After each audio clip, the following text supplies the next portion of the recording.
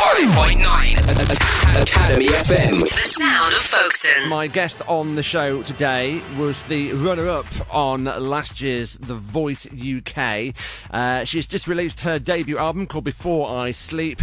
I'm so pleased to welcome on the show Bo Bruce. Good afternoon, Bo. Hello, Bo, are you there? Hello?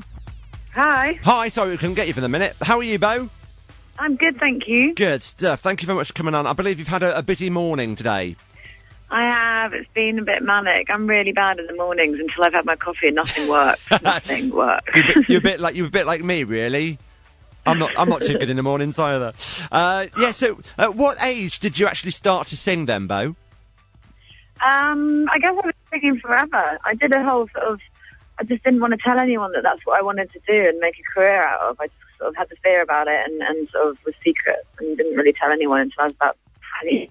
Sure, okay. And when did you start actually writing your own material? I started writing when I was about 18, 19. Wow, okay. And, of course, we all know you from The Voice last year, and we've all seen the blind auditions that they do. What is it like to stand there singing for the mentors and hoping for them to turn around? What was that like? What's that feeling like? Horrible, blind terror. I remember standing there and thinking, I don't know why I'm doing this. Why am I doing this? Why am I doing this? It's just not, it's not a natural thing, and I felt like I couldn't perform properly because I was so terrified, and I nearly didn't do it. And then I was kind of shoved into the spotlight, and suddenly the music started, and there I was. There you were, yeah. And of course, when you did it last year, it's quite new for the UK, wasn't it? So it's quite a new format.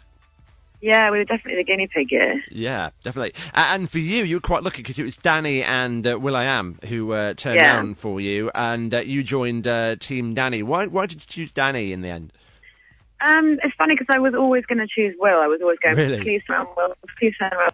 But it was something about what Danny was saying to me in that moment, and I sort of realised that he'd have probably more of a sort of connection with me in the sort of organic way that I wanted to grow and the things I wanted to do and the music I wanted to make. And it just kind of made more sense to me in that moment. So, and I was, picking him meant that we worked together very closely, and he allowed me to kind of choose all the things, and he just kind of stood behind me and backed me, so it was a good one. I guess watching shows like this and also X Factor, you do wonder how much the mentors or the judges are involved with you throughout the weeks. Was Danny very much involved with you over the weeks? During the show, he was brilliant, incredible.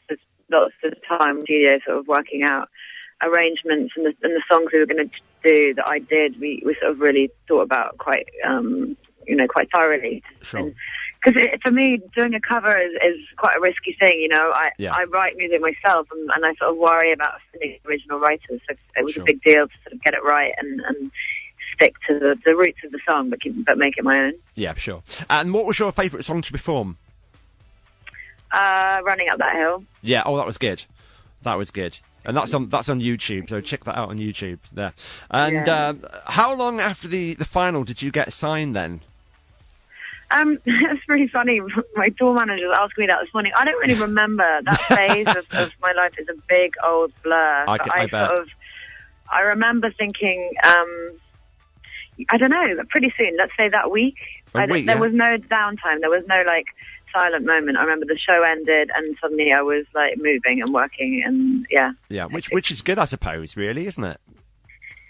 Yeah. Particularly I wanted to go. I've been writing, putting music out for a very long time, so The Voice was just a sort of to draw attention to what I was already doing. I was making the album. Sure. And you're on to talk about the album, because the album's out at the moment. It's called Before I Sleep. Where did the name of the album come from? It's a Robert Frost poem that says, these words are dark and lovely, and I've got promises to keep and miles to go before I sleep. And it's sort of about carrying on despite wanting to take a breath. Sure. That's kind of appropriate for everything that's been going on. Okay, and there's quite a lot of tracks on there. The single, which is Save Me, we'll play that in a moment. You've also written a track on there with Danny as well. Tell us about that. Yeah, it's the next single. It's called Alive. I just shot the video for it. Okay. And we recorded that in the script studio, and then it was a bit of a monster, that track, because he then went away on tour, and I hadn't really finished the production of it, so I got Henry from 07 to produce it. So it's become a bit of a sort of three-way thing. Sure. And you've also written a track for the new Star Trek film as well, is that right? Yeah, so exciting. I've just seen a sort of a little behind-the-scenes video that's on YouTube at the moment about it. Gary Lightbody wrote a thing with JJ out in Hollywood, and I was over here, and Gary asked me to sing on it, and so there was this sort of mad collaboration over the ocean, sort of in the middle of the night. Wow! Bang in the middle of all my promo. It was all really quite surreal, but a total honour. Gary is, an amazing songwriter, so to work with him was incredible. Brilliant. Is that the new film that's out now? Yeah, Into Darkness. Right, okay, that's fun. So you've got a song actually on the soundtrack. That's brilliant, fantastic. We'll go and see that. It's mad. Brilliant. I got to go to the premiere and everything, wearing grown-up dress. Are you a big Star Trek fan? I am. I'm a massive J.J. Abrams fan. Like everything he does is just crazy, and his mind is like he's one of those guys that I always think like if you could choose who you'd have to like dinner and sit next to and like properly inspect, it would be him. Just all the work he's done, it's all kind of magic. Brilliant. You're living the dream at the moment, Bo. That's kind of, I guess I am. Kind of. Brilliant. And have you got any live dates coming up? What have you got coming up? Anything live? Yeah, I'm going on tour on June 16th all over the country. Wow. I'm also playing on Friday night down at the Great Escape in Brighton. Okay. All my dates are sort of on my website, but the tour is about to start, so we're deep in rehearsal for that. Sure. Give us your website details. It's bo-bruce.com. Brilliant. All the details are on there. Yeah. Brilliant. And then I'm pretty active on Twitter, which is bo_Bruce. Yes, I'm following you on Twitter. So, how are you? I'll find you. Yeah, please do, and follow me. I need all the followers I can. Bo, thank you so much for coming on the show today. We've got your album here. We're going to play the single from that, which is well, I won't say it. I'll let you introduce it. But good luck with the album. It really is a good listen as well. And I've also got to say.